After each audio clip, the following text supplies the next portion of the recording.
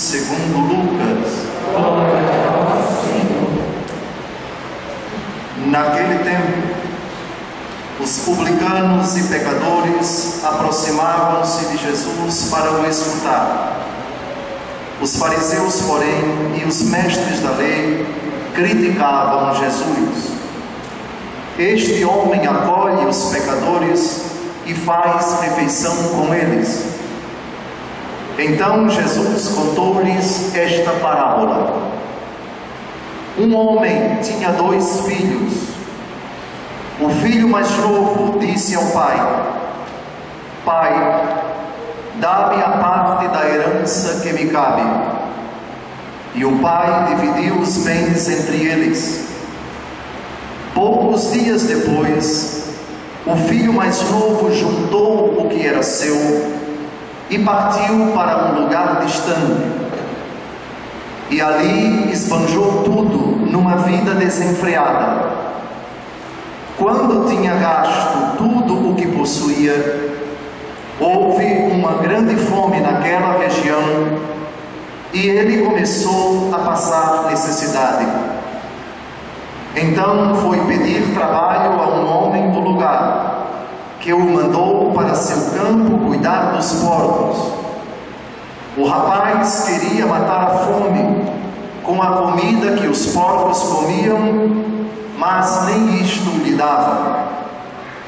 Então caiu em si e disse: Quantos empregados do meu pai têm pão com fartura, e eu aqui morrendo de fome?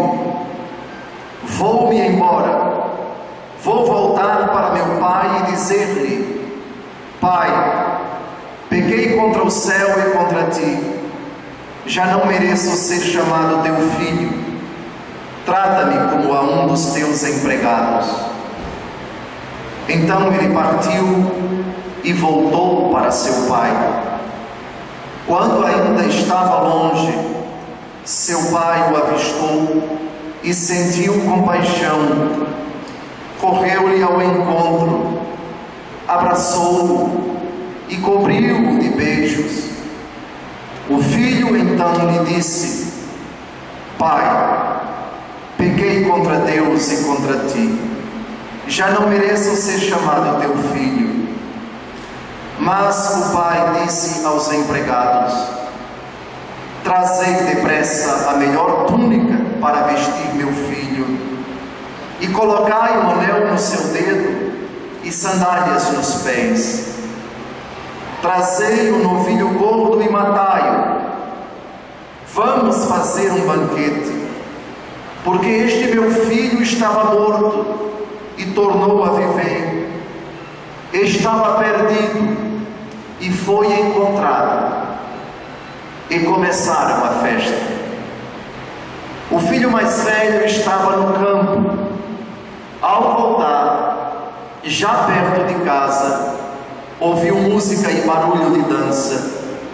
Então chamou um dos criados e perguntou o que estava acontecendo.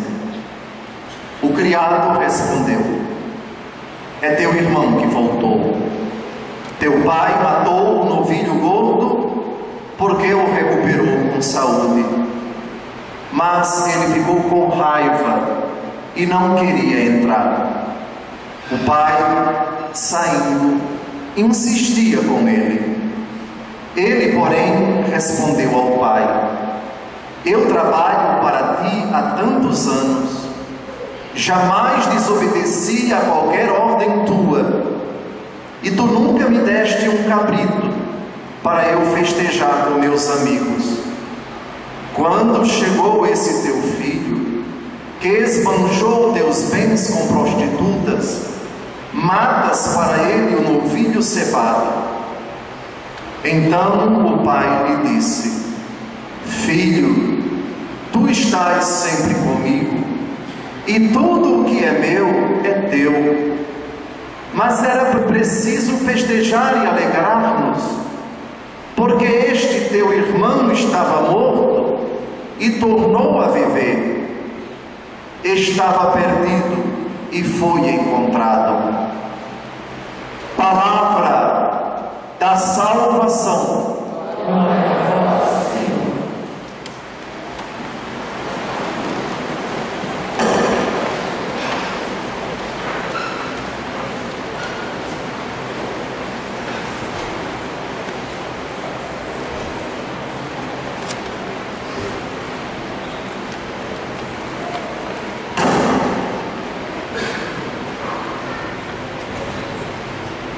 talvez a tarefa mais difícil para um pregador cristão, católico, é falar do amor de Deus.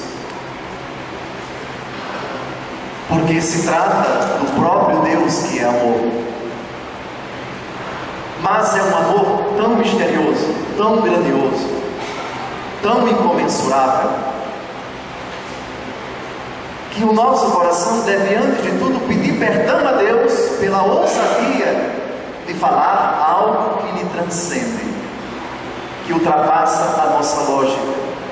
Tamanha é a sua grandiosidade, o amor de Deus imenso, infinito, que Jesus, na liturgia desse domingo, particularmente no Evangelho que acabamos de ouvir, descreve para que nós, enriquecidos pelo seu Espírito, é Ele quem vai se utilizar dos lábios do bispo para nos falar desta realidade que enche os nossos corações. Talvez esse seja o Evangelho mais comovente de toda a Quaresma. Aliás, os 3 ciclos, anos A, B e C, somente no ano C, 4º domingo da Quaresma, o domingo da alegria pela misericórdia de Deus, é o único domingo das 3 Quaresmas que o Evangelho do Filho Pródigo é proposto pela Igreja para cada um de nós. O mistério do amor de Deus que vem ao nosso encontro. Mas antes, o mistério da liberdade humana, que, não compreendendo o amor de Deus, chega ao cúmulo de se afastar dele, até rebaixar-se até o mais ínfimo, o mais abjecto, o mais podre, o mais baixo, o mais vergonhoso de toda a história humana. O homem é capaz de Deus, mas é capaz de chegar ao infinito da distância de Deus. O Evangelho de hoje é também no fundamento do inferno. Não se assustem com o que eu estou dizendo, mas se Deus é amor, o inferno tem que existir. E o inferno existe não porque Deus castiga, mas porque nós o buscamos, nós o criamos, nós o desejamos, nós deles nos engraçamos, nós nos apaixonamos pelo inferno. Casa do Pai e pocilga, prestem bem atenção. A pocilga não foi o destino querido pelo Pai para o Filho, mas foi iniciativa dele. Muitos têm uma noção equivocada do inferno, porque o conhecimento que eles têm da Bíblia é infernal, com o perdão maldito do trocadilho. Não sei quem colocou na cabeça dos católicos que o inferno é contrário ao amor de Deus. Nada disso. O inferno é a segunda maior prova do amor de Deus. A primeira é a cruz, a segunda é o inferno. E vamos provar agora. Eu espero que os corações estejam atentos, para que de uma vez por todas nunca mais ousemos dizer que porque Deus é amor, o inferno está vazio. Errado! Se o inferno tiver muita gente, é porque Deus é muito bondoso, muito paciente, muito misericordioso. Comecemos logo pelo Evangelho, para aurir dessa riqueza do amor de Deus, que é tão grande a ponto de respeitar o homem, construir, desejar, se apaixonar pelo inferno, pela desgraça, pela condenação. O homem, sabendo do mal que tem diante de si, o procura, o deseja, isso em detrimento, em demérito do próprio Deus. Deus rejeitado, Deus achincalhado, Deus emporcalhado, Deus recusado, Deus que não tem espaço no coração do homem. Naquele tempo, os publicanos e pecadores aproximavam-se de Jesus para o escutar. Essa era a plateia, por assim dizer, esse era o público de todos os ouvintes de Jesus. Nós já sabemos, a grande maioria era de gente simples, de gente rejeitada pelos religiosos da época, de pessoas tidas como condenadas, não mais, segundo as autoridades religiosas, não passíveis de salvação, de conversão, de mudança. Os rejeitados, os condenados. Para eles Jesus disse: vinde, todos vós que estáis cansados, e eu vos aliviarei.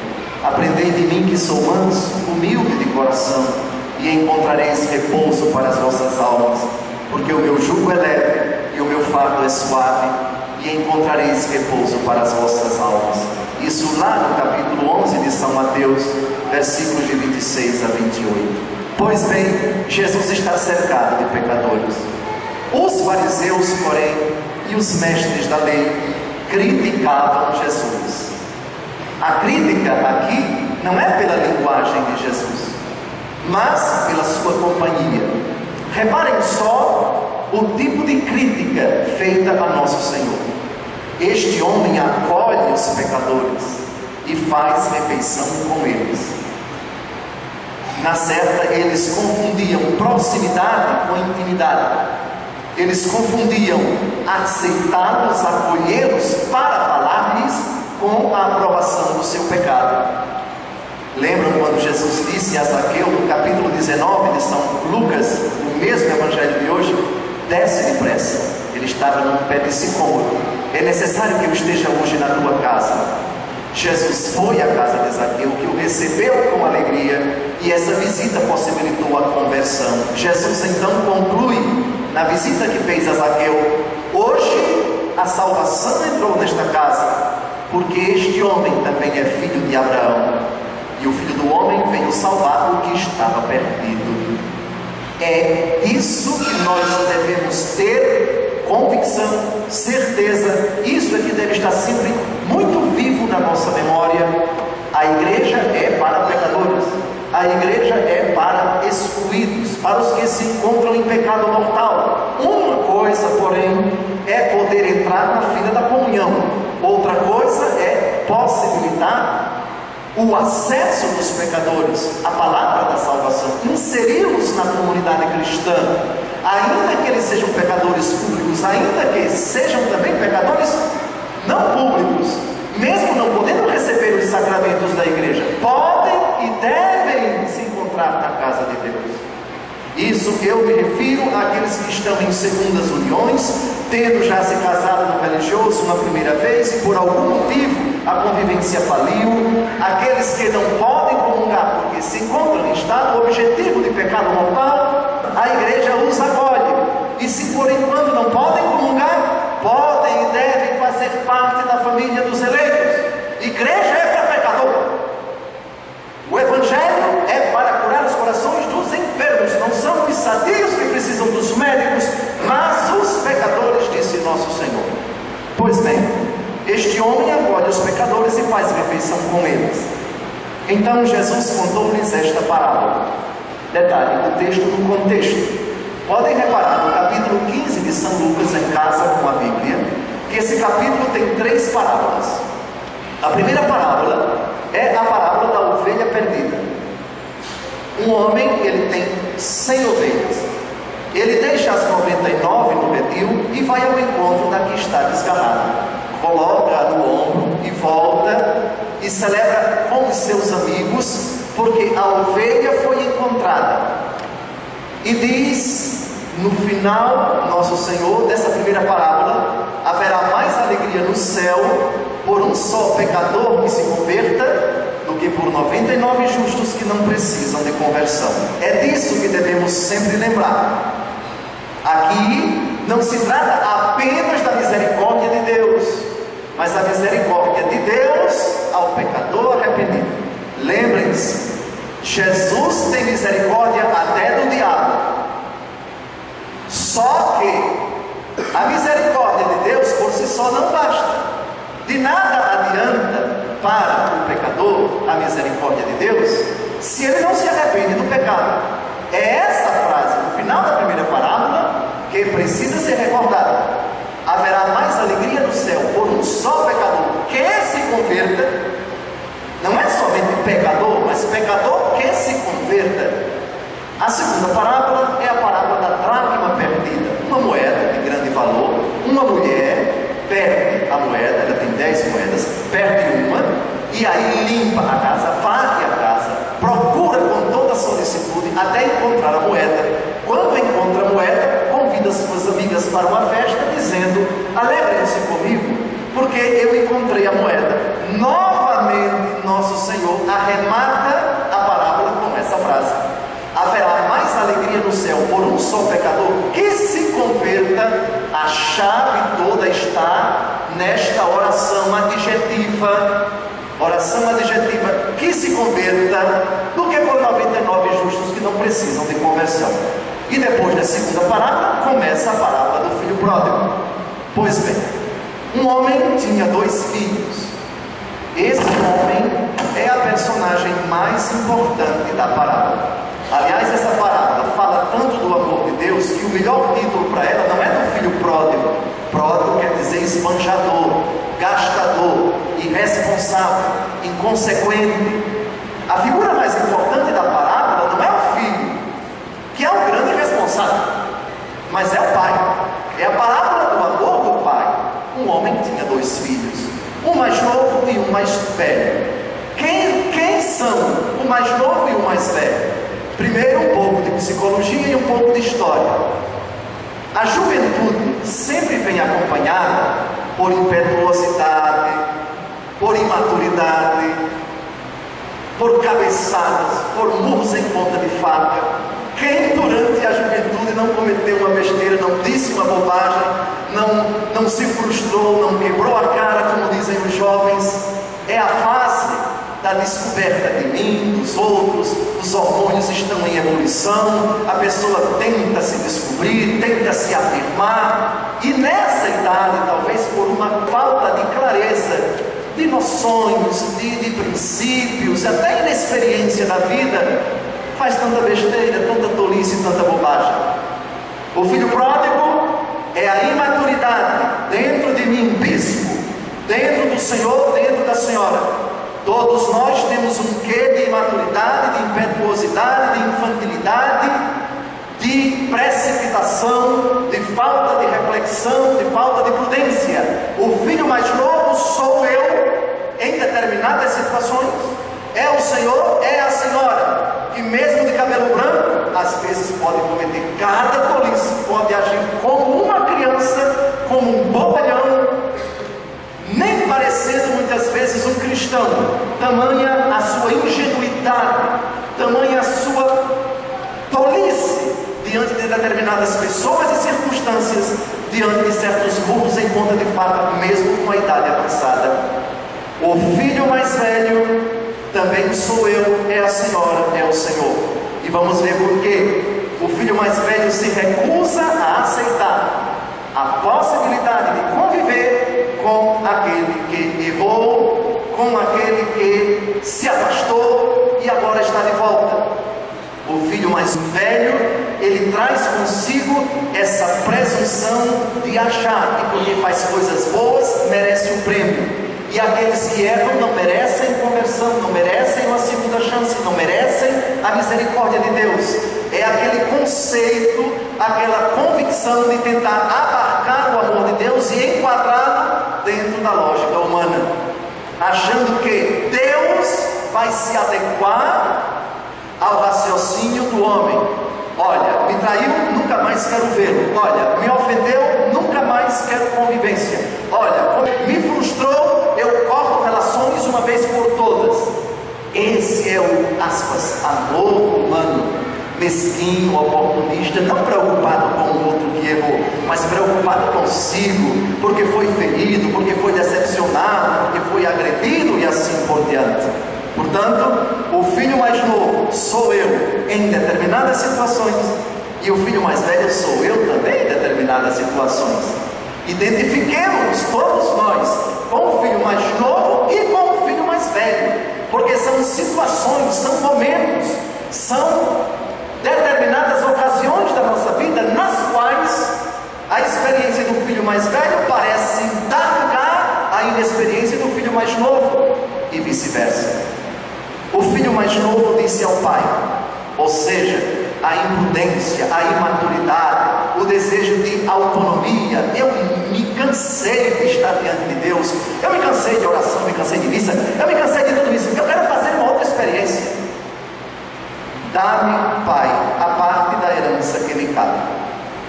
Raciocinemos. Quem conhece um pouco de direito civil sabe que o filho vivo e os pais também vivos, ele não pode falar em sentido absoluto de herança, porque o que é a herança? A herança é o espólio, é aquilo que restou, é aquilo que alguém que partiu para outra vida deixou para os herdeiros necessários. Amém? Levante a mão aqui, quem é formado em direito civil. Poucos, uma, duas, pois bem, alguns. Mas isso não é preciso estudar direito civil para a gente saber. Herança só quando eu morrer, meu filho. Aliás, todo é o pai que cai na ingenuidade, estando vivo, dividir o que tem com os filhos. Quem fez isso, cuidado, vai sofrer. E quem pretende fazer isso, eu peço, pelo amor de Deus, não faça. Não faça. Eclesiastes, capítulo 33, só no fim da tua vida reparte a tua herança, pois é preferível que os olhos dos teus filhos se dirijam a ti, as tuas mãos, do que tu, suplicando, dirigires a tua a dele. Enquanto eu estiver vivo, aquilo que é meu está na minha mão. Você trata de me respeitar, porque senão eu deserto você. Eu não vou cair na tolice de dividir o que eu tenho, de repartir. Eu vivo ainda tudo com os meus filhos para evitar briga. Nada disso. Enquanto eu estiver vivo, o que eu obtive com muito suor fica comigo. Quando eu morrer, aí sim vamos pensar. E nesse sentido não convém mostrar para ninguém qual é o teor do testamento. Isso somente depois da minha morte vocês têm alguma autoridade sobre aquilo que eu possuo. Pois bem, o filho, até no pedido, está dizendo um absurdo. Da minha parte da herança que me cabe. Mas a herança que cabe a ele é só depois que o pai morrer. Ocorre que aqui estamos numa parábola. O pai é Deus e Deus não morre. O que o filho está pedindo é: eu quero fazer uma experiência longe do Senhor. Eu quero a autorização para partir e quero levar o quinhão que me cabe. O pai dividiu os bens entre eles. Reparem, o pai não dá uma única palavra para o filho. O pai não diz uma única palavra no sentido: meu filho, vamos pensar. Meu filho, por que você está fazendo isso? Pense duas vezes. Pais e mães de carne e osso é que fazem isso, e convém fazer, e devem fazer. Meu filho, você quer se drogar, você quer ir para a Cracolândia, você quer tomar tal decisão, você quer desaparecer, você quer fugir, você quer isso, aquilo, outro. Deus não. Deus tem um respeito absoluto pela nossa decisão. Quando a gente decide: eu vou matar, eu vou roubar, ou então vou fazer isso, aquilo, outro. Vocês já ouviram dizer que Deus tentou dissuadir a gente? Vocês já ouviram dizer que Deus mandou um anjo do céu, o arcanjo Gabriel: oh, por favor, não faça. Pelo amor de Deus, não faça. Não, eu lhe peço, eu lhe suplico. Alguém já ouviu Jesus pedir a gente para a gente voltar atrás? Não.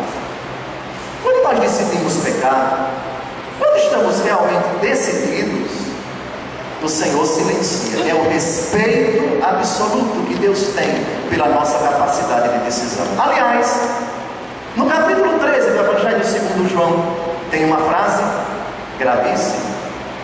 Materialmente, por favor, não formalmente, Jesus, como que até incentiva Judas a pecar. Quando o demônio entra no coração de Judas, sabem o que é que Jesus diz? Leiam no capítulo 13 de São João: o que você tem a fazer, faça depressa. O que você tem a fazer, faça depressa. E Judas saiu. Jesus não pediu para ele voltar atrás. É o mistério do respeito de Deus, a decisão do homem, quando ele está resoluto para praticar o mal. Em outras palavras, quando Deus percebe que você está decidido mesmo, ninguém tira da sua cabeça aquela ideia, aquele pensamento, aquela palavra, aquela decisão, Deus respeita. E isso explica o silêncio do pai na parábola do filho pródigo. Deus silencia não porque se omite. A ideia de um Deus que vem forçar o homem a não fazer o mal, a impedi-lo, essa não é a ideia bíblica. Pois bem, o mesmo Deus que não impede você de fazer o mal é o mesmo Deus que não impede qualquer pecador, de Hitler ao pior bandido estuprador da face da terra. João capítulo 13: o que você tem a fazer, faça depressa. Quer fazer? Faça depressa. Por isso, age com maturidade aquela esposa cujo marido diz: eu cansei de você, eu arrumei uma amante, eu vou deixar você, eu vou trocar você, porque você me enoja, eu já sinto asco de você, eu não suporto mais você. A esposa cristã olha para ele, não é que ela chora, porque foi que eu fiz, etc. Oh não, eu prometo ser melhor, mais bonitinha, mais ajeitada. A esposa cristã olha para ele e diz: a porta da rua é a serventia da casa. Quer fazer? Faça depressa. Faça depressa. Sei muito bem viver sem você. Jesus é a minha força. Palavras de Jesus: o que você tem a fazer, faça depressa. Agora me deixe em paz. E Judas saiu, e Jesus foi agonizar no jardim das oliveiras. Pai, dá-me a parte da herança que me cabe. O pai dividiu os bens, mesmo sem o filho ter direito. Não temos o direito de pecar, mas Deus respeita a nossa decisão. Poucos dias depois, por favor, olhem a Bíblia com um olhar clínico, um olhar de médico. Poucos dias depois, isso tem um significado. É rápido. Ele já decidiu, pegou a herança, não quero ficar aqui, quero desaparecer, quero fazer uma experiência nova, quero distância de Deus. Poucos dias depois, o filho mais novo juntou o que era seu e partiu para um lugar distante. Juntou o que era seu. Eu sou alagoano, como vocês sabem.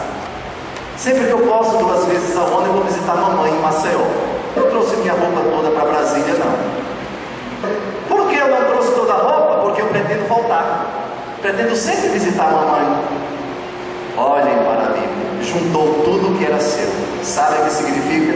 Eu não quero mais voltar aqui. Eu quero outra experiência. Eu quero banda voou, como se diz na minha terra. Eu quero distância desse Deus. Eu quero me afastar de uma vez por todas da igreja católica. Eu nunca mais quero entrar numa igreja. Juntou o que era seu e partiu para um lugar distante. Distância de Deus pelo pecado. É quando o declínio começa a se revelar trágico, estapafúrdio, absurdo. Quando o homem começa a se rebaixar, ele busca desenfreadamente o pecado. Um só pecado? Não, muitos pecados, todo tipo de pecado, todo tipo de experiência baixa, podre, todo tipo de contato, até com Satanás, mexendo com coisas perigosas, com coisas proibidas, e ele procura avidamente, sofregamente. Partiu para um lugar distante e ali esbanjou tudo numa vida desenfreada. Esbanjou tudo, não é somente bens materiais, inteligência, vontade, perdeu suas forças, começou a se brutalizar, envelheceu. Vocês sabiam que o pecado envelhece também fisicamente? Façam uma experiência, olhem, comparem a pessoa quando era de Deus e depois que enveredou pelo pecado. Vejam os cabelos, vejam as feições do rosto, os pés de galinha, o rosto envelhecido, aquele zumbi, aquela coisa, meu Deus do céu, o que foi que aconteceu com fulano? O pecado traz essas consequências trágicas. Eu não me refiro àquele que pela idade tem os seus cabelos brancos, as suas rugas, mas quando ele é de Deus, ele irradia no seu rosto a serenidade, a alegria, a paz. Mesmo já combalido pelos anos, a gente percebe serenidade, felicidade, júbilo naquele coração, uma paz que o mundo não dá. Ele vislumbra, traduz, explicita algo que não é deste mundo. O pecador não. Aquele que está na prática do pecado reiteradamente é uma pessoa muito mais velha do que a idade aparenta. É uma velhice espiritual muito mais perigosa do que a velhice física, que é consequência da velhice espiritual, mas num grau muito mais acentuado. Quando tinha gasto tudo o que possuía, houve uma grande fome naquela região e ele começou a passar necessidade. Repito, a parábola aqui ultrapassa o aspecto financeiro. Aqui é a rejeição completa das pessoas de bem, das pessoas honestas, das pessoas de Deus. O pecado como que exclui a pessoa, mesmo porque ela se sente um peixe fora d'água. Numa convivência, por exemplo, as pessoas de bem querem distância dela, e vice-versa, porque a conversa dos bons, porque o papo, por assim dizer, dos bons é honestidade, é beleza, é respeito, é fidelidade, é caráter, é família, Deus, enfim. Mas o pecador se enerva com isso, ele mesmo se exclui. A sua patota, por assim dizer, são os péssimos como ele. Junte-se aos bons e você será melhor do que eles, mas também junte-se com os maus e você será pior do que eles. Começou a passar necessidade. É como os jovens dizem, a ficha começou a cair. E ele percebe a que ponto eu cheguei. Mas ainda não chegou ao fundo do poço, entenda-se, da pocilga. O rapaz procurou emprego, pediu trabalho ao homem do lugar que o mandou para seu campo cuidar dos porcos. O porco na Bíblia é o animal mais imundo, é símbolo, portanto, de toda a impureza espiritual. Alguém que era dono como seu pai, que tinha empregados para si, pessoas que faziam tudo o que ele queria, a situação se inverteu. Agora a situação dele é pior do que a situação dos empregados da casa do seu pai. Mas ele se unia para não morrer de fome. Queria matar a fome com a comida que os porcos comiam, mas nem isto lhe dava.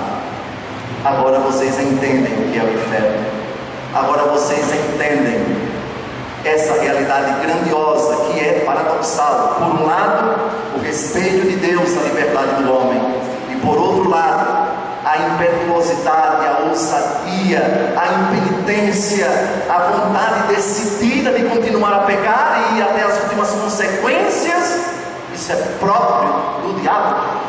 O diabo coloca na cabeça do pecador que ele não está errado, que não tem nenhum problema se ele continuar, se ele insistir, porque vai ter saída, vai ter benefício, porque o mal não vai bater na sua porta. O Senhor te ordenou aos teus anjos que te guardem todos os teus caminhos, disse o diabo no primeiro domingo da quaresma. Amados, o demônio pode tirar tudo de uma pessoa, menos a capacidade de refletir. Deus não dá essa autoridade ao diabo. Por isso, o drogado mais crítico, por isso o bandido mais inteligente, por isso o pecador mais aguerrido à sua prática, ele não perde a capacidade de refletir. E aqui está o último trunfo de Deus, aqui está a última tábua de salvação, aqui está a última chance que Deus nos dá enquanto peregrinamos nesta vida, a possibilidade de cair em si. Só que a reflexão desse infeliz não foi das melhores. Expliquemos por quê. O filho então, refletindo, disse: quantos empregados do meu pai têm pão com fartura e eu aqui morrendo de fome? Mas não é um sem vergonha. Em nenhum momento ele diz: eu ofendi o meu pai. Está preocupado com a comida. Não é a reflexão do diabo essa. De novo, quantos empregados do meu pai têm pão com fartura e eu aqui morrendo de fome? O filho na pocilga ainda não é um modelo de autêntico arrependimento. Deus, porém, respeita e espera lá na porta. O pai está na porta. O pai não correu para a pocilga. O pai não foi rastejar, implorar para o filho que ficasse. O que tens a fazer, faz-o depressa. Repito o que Jesus disse a Judas Iscariotes. Todavia, depois desse raciocínio oportunista, interesseiro do filho, ele diz algo bonito: vou levantar-me, vou voltar para a casa do meu pai e dizer-lhe: pai, pequei contra Deus e contra ti, já não mereço ser chamado teu filho, trata-me como a um dos teus empregados. Isso sim, esse é o motivo que deve levar o pecador a se arrepender. Pecado é ofensa a Deus. Aquilo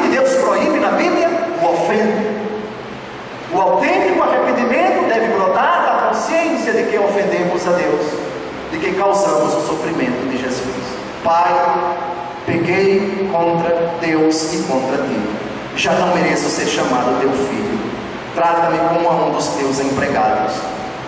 Aliás, já não mereço ser chamado de teu filho. O cristão não pode dizer isso, porque pelo batismo ele é filho para sempre. Filho rebelde, mas filho. Filho desobediente, mas filho.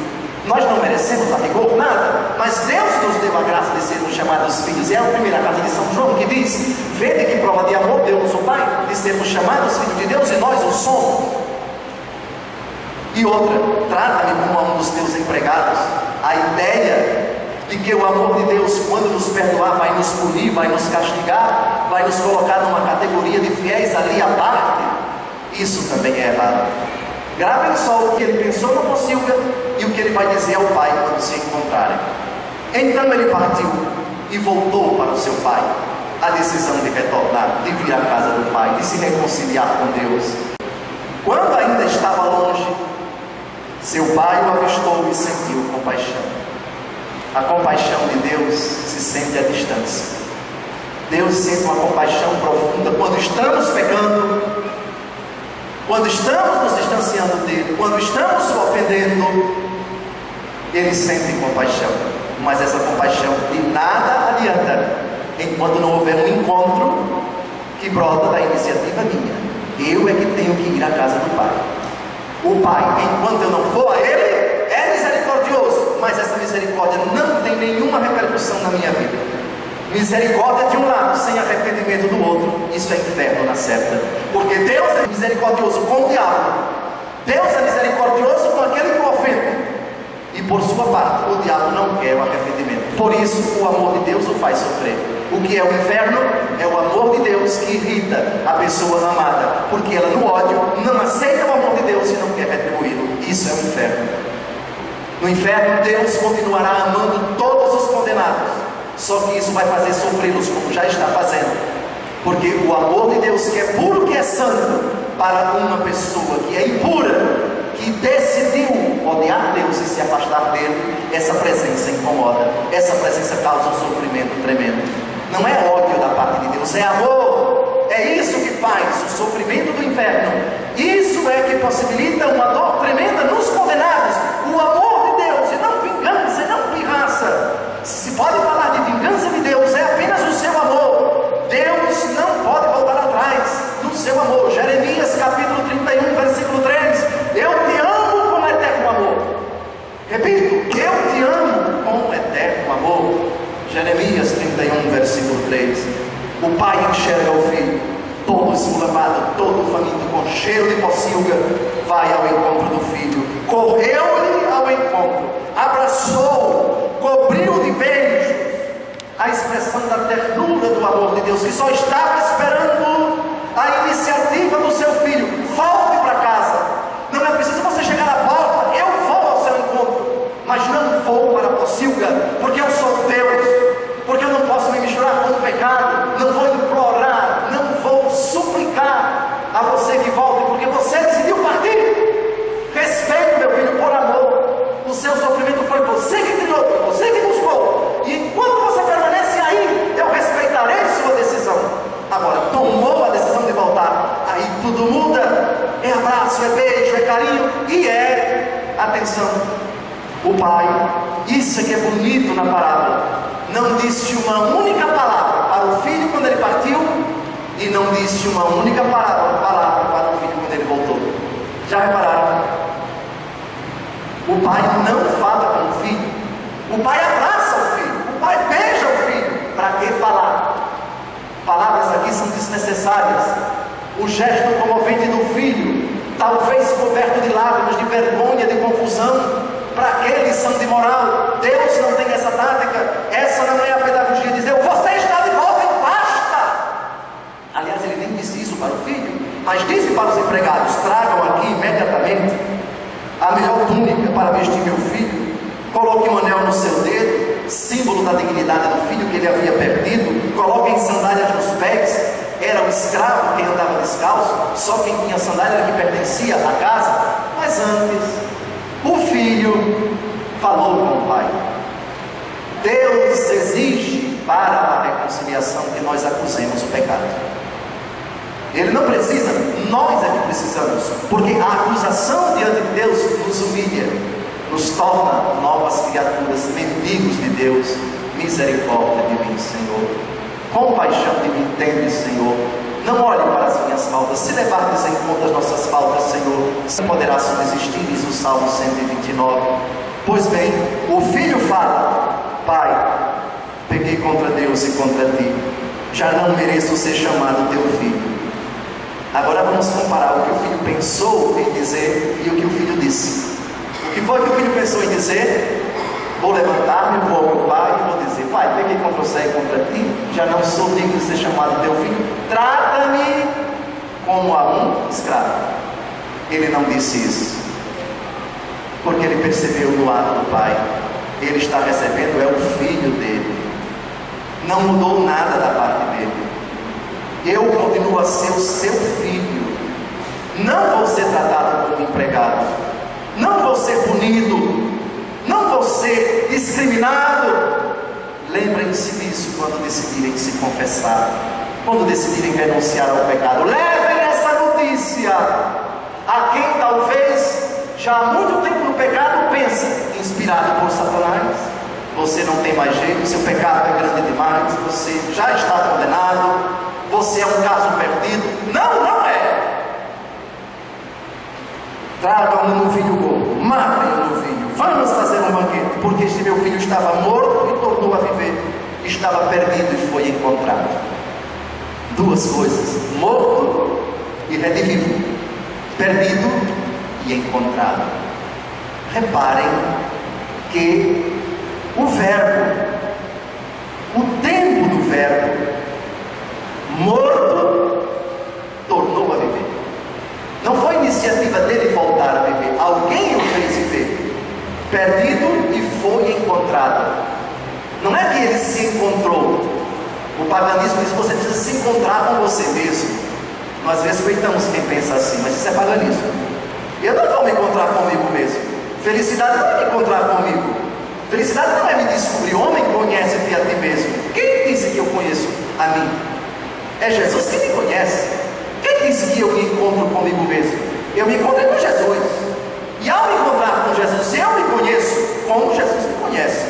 Foi perdido e foi encontrado.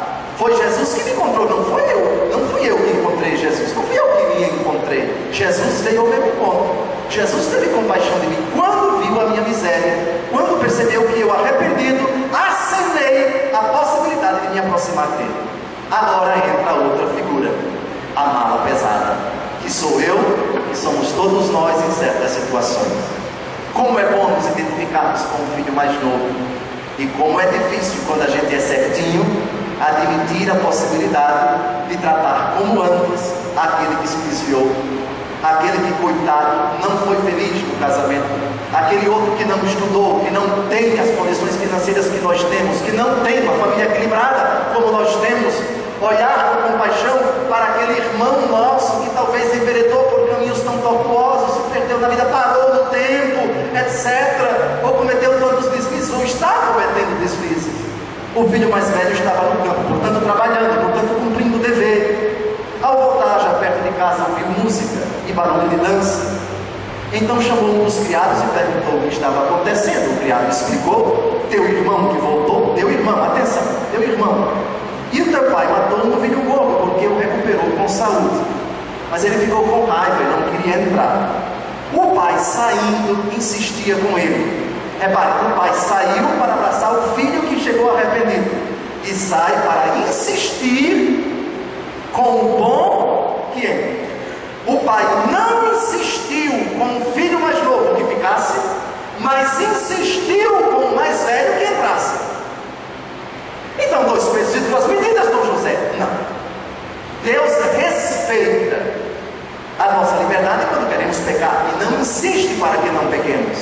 Todavia, quando estamos na graça e tentamos nos colocar no lugar de Deus, Ele insiste para que nós olhemos para o outro com o olhar dele. Essa é a insistência de Deus para os bons, para os ditos justos. Deus insiste para aquele que é bom que ele permaneça na sua bondade e não cometa o erro, o equívoco desse preconceito que não se encaixa com o amor de Deus. Eu trabalho para ti há tantos anos, jamais desobedeci a qualquer ordem tua, e tu nunca me deste um cabrito para eu festejar com meus amigos. No fundo, esse justo é um interesseiro, é um oportunista.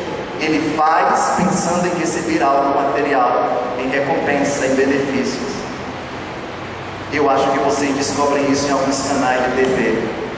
Seja bom, entregue o seu dinheiro a Deus, faça isso, agrade a Deus, e Deus vai lhe dar muitos bens materiais. Já ouviram isso em algum lugar? A ideia do filho mais velho: eu vou ser bonzinho para Deus, porque o que eu quero dele é que ele me recompense, é que ele me dê dinheiro, é que ele cure minha família, é que ele me cumule de bens. Um conceito de santidade bastante suspeito, bastante questionável. Quando chegou esse teu filho, esse teu filho é irmão, mas ele não chama de irmã, esse teu filho, olha o deboche, olha o deboche.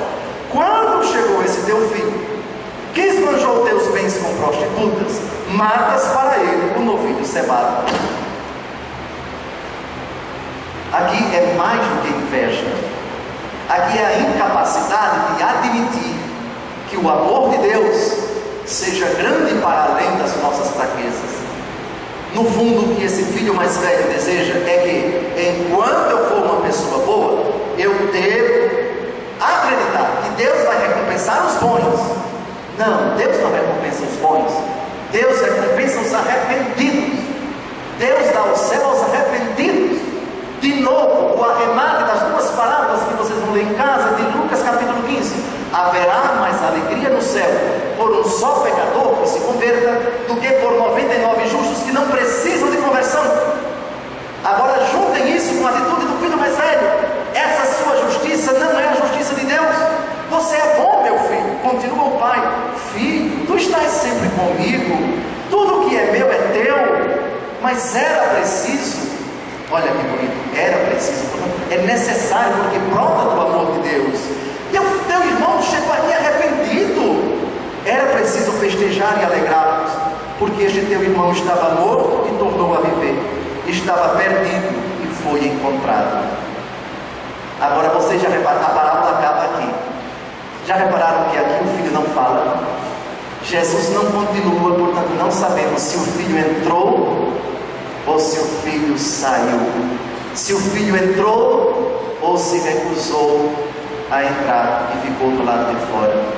Eu vou dar a minha opinião, porque Jesus não colocou esse detalhe, porque esse filho mais velho sou eu, é você, podemos ser todos nós esse filho mais velho, quando nos colocarmos nessa posição, digamos assim, retratável, nesse radicalismo, nessa radicalidade de criticar uma pessoa porque ela está ali na igreja, mas há 4 ou 5, 6 meses ela praticava isso, ela dizia aquilo outro, ela não prezava, ela não temia a Deus. Reparem psicologicamente, uma pessoa que está muito tempo afastada da igreja, quando ela chega, a coitada já chega toda deslocada. Se o pecado dela é do conhecimento dos outros, ela já fica até apavorada: será que estão me criticando?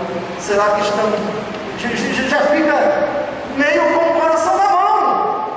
E aí mais críticas em cima dessa: pois é, você há muito tempo você praticava isso, fica passando na cara e fica dizendo isso, dizendo aquilo outro. Esse tipo de catolicismo, ao invés de trazer as pessoas para a casa de Deus, as afasta. Amados, eu vos peço, o sacerdote na igreja é, como diz São Paulo na segunda leitura que acabamos de ouvir, é o ministro da reconciliação. Essa é a dimensão sacramental da reconciliação na igreja. Nós professamos que Jesus, na Páscoa, João capítulo 20, versículos de 22 a 23, instituiu o sacramento da penitência, ao conferir aos apóstolos esse poder: tudo o que perdoardes aos homens, ser-lhes-ão perdoados, tudo aquilo que os retiverdes, ser-lhes-ão retidos. Nós católicos acreditamos que Jesus misericordioso ordinariamente quer que nós nos reconciliemos com Deus e com a igreja no sacramento da penitência. Peço a todos os católicos nesta quaresma a obrigação de se confessarem individualmente como sacerdote. Confessem-se. Essa é a nossa fé católica. O protestante diz: eu confesso direto com Deus, não preciso de ninguém. O católico não diz isso. O católico professa: Jesus é misericordioso, perdoa as nossas faltas, e esse perdão ordinariamente vem até nós por meio do sacramento da confissão. Repito São Paulo: se alguém está em Cristo, é uma criatura nova. O mundo velho desapareceu, tudo é novo, tudo vem de Deus, que por Cristo nos reconciliou consigo e nos confiou o ministério da reconciliação. Na igreja existe o ministério da reconciliação, que é o sacramento da confissão. Por isso, continua São Paulo, somos embaixadores de Cristo, e é Deus mesmo que exorta através de nós: reconciliai-vos com Deus perto à porta. Nesta quaresma, façam seriamente o exame de consciência, confessem os seus pecados individualmente com o sacerdote para receberem o refrigério, o perdão e a paz. Hoje tirei de cima de vós o opróbrio do Egito, diz o Senhor Deus a Josué, quando o povo entra na terra. O sofrimento de vocês passou, o pecado que vocês cometeram agora não existe mais. Vede que prova de amor nos deu o Pai. Esse infeliz clamou e foi ouvido. Este infeliz gritou a Deus, cantou ainda há pouco a bela voz da salmista, e o Senhor o libertou de toda angústia. É hora de terminar a homilia. Eu acho que eu preguei 2 minutos, mas me perdoe, porque a pregação de hoje foi um pouco demorada. É uma vez a cada 3 anos o Evangelho do Filho Pródigo, na minha opinião, as palavras mais bonitas de Jesus na Bíblia. Louvado seja nosso Senhor Jesus Cristo.